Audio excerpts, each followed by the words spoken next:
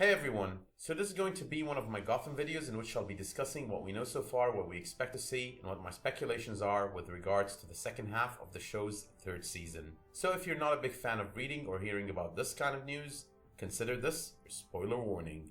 But without further ado, here is what we know so far and all the theories and speculations as well. Number 4.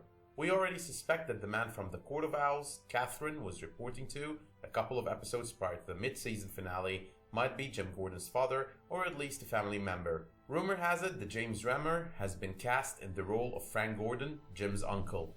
Could he be the man with the ring, or could he be the person Jim will end up going to as he realizes his father is still alive and part of the court? Number 3. Barbara Kean, the character whose development we have all been fans of, even though sometimes she sounds like this extremely useless character on the show, has had a more rapid kind of development since the show's third season started. She has definitely been quickly growing into this manipulative psychopath of the Gotham underworld. We do know as well that her endgame currently is to replace Penguin in his role as the kingpin of the underworld, the Gotham underworld that is. So while Isabella's fandom of riddles and inexplicable love for Nigma made her the primary suspect for being the promised to appear Harley Quinn on Gotham, now that she's dead and Barbara is showing her psychopathic side even more than before, it is only normal to suspect she's becoming Gotham's Harley Quinn.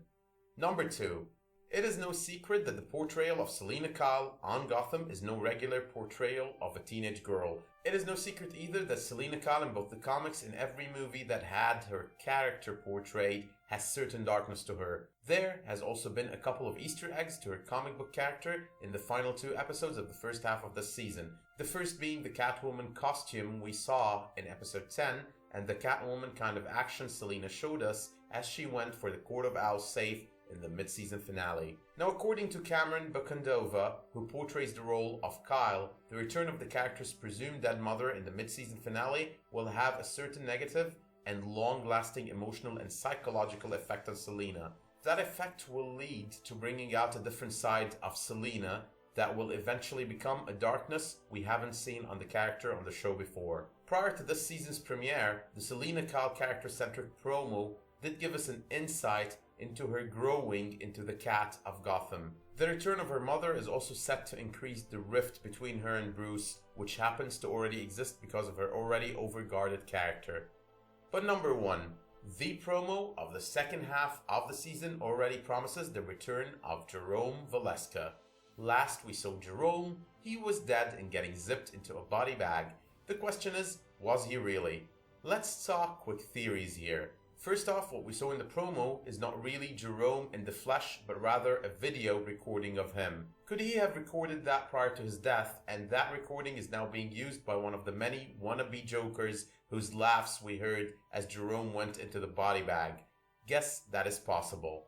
Secondly, Jerome could have not been dead all along, and it was all a planned act on both his and Theo Galavan's end. Thirdly, he could have just been reanimated by Dr. Hugo Strange. He could be one of the many Indian Hill freaks, and we know it is possible. We have seen both Fish Mooney and Theo Galavan go through the Hugo Strange revival, so it is not that far-fetched.